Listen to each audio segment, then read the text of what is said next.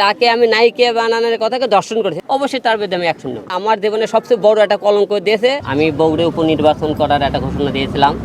সেই নির্বাচনের কারণেই কি আমাকে এক সপ্তাহ বেশি রাখলো নাকি তাও জানি না। এটা সবচেয়ে আমার জন্য সবচেয়ে বড় কলঙ্ক দিয়েছে আমার জীবনে। অবশ্যই এটা প্রমাণ করতে হবে ও কবে তাকে আমি নায়িকা বানানোর জন্য আমরা অফিসে গিয়েছে, কবে তাকে নায়িকা বানানোর প্রস্তাব দিয়েছে, এই সমস্ত মিডিয়ার সামনে তুলে ধরতে হবে। যদি এই সমস্ত তুলে না ধরতে পারে, অবশ্যই তার বিরুদ্ধে আমি অ্যাকশন নেব। হ্যাঁ, একটা মিথ্যে মামলা দিয়ে আমাকে এতদিন করে ষড়যন্ত্র করে সাজানো হয়। কারণ একটা ওখানে লেখা হয়েছিল, প্রত্যেকটা লোক বলছেন তাকে নায়িকা বানানোর জন্য তাকে আমি ধর্ষণ করেছি, এই কথা বলে আমাকে মামলাটা ঢোকানো হয়েছিল।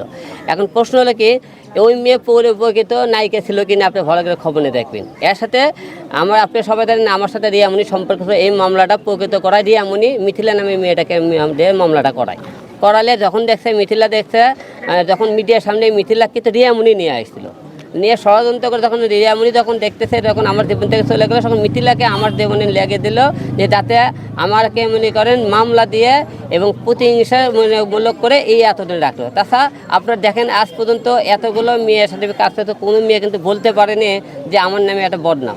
যাই হোক, আল্লাহ পাকের ইচ্ছে, আপনি সবাই জানেন সত্যর জয় অল টাইম হয়। আমি তো প্রকৃত ধর্ষণ মামলায় আসামি হইতাম, ধর্ষণ মামলা কিন্তু সহজে জামিন হয় না, আমি কিন্তু অনেকদিন জেলখানায় থাকতাম।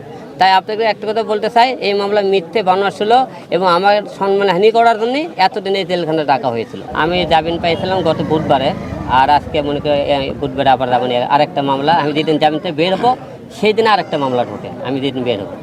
এটা এখন প্রতিহিংসার কারণেই মনে করি মামলাটা হলো না কি কারণে তাও জানি না।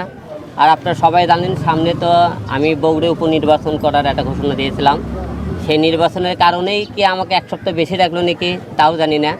কারণ মনে করেন আমি যদি এক সপ্তাহ আগে বাড়াতে পারতাম তাহলে হয়তো মনে করেন নির্বাচনে দাঁড়াতে। আর সবচেয়ে বড় কথা আপনারা সবাই জানেন, আমি যে মামলায় প্রথমে ধরা পড়েছিলাম যে আমার নামে একটা ধর্ষণ মামলা দিয়ে দেওয়া হয়েছিল, কিন্তু মামলাতে আমাকে যিনি বাদী ছিল মিথিলা নামে একটা মেয়ে, আমাকে বলেছিল যে আজকে মামলা তোমার জামিন করাবো, তুমি বগুড়া আসো।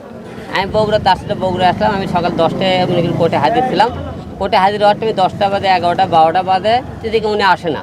তো আসে না মনে করলাম তাহলে সন্দেহজনক মনে হলো। পরে আমি ঢাকা যাওয়ার উদ্দেশ্য সাধারণপুরে, পরে পুলিশ আমাকে মোবাইল ট্র্যাকিং করে তাকে আমাকে গ্রেপ্তার করে।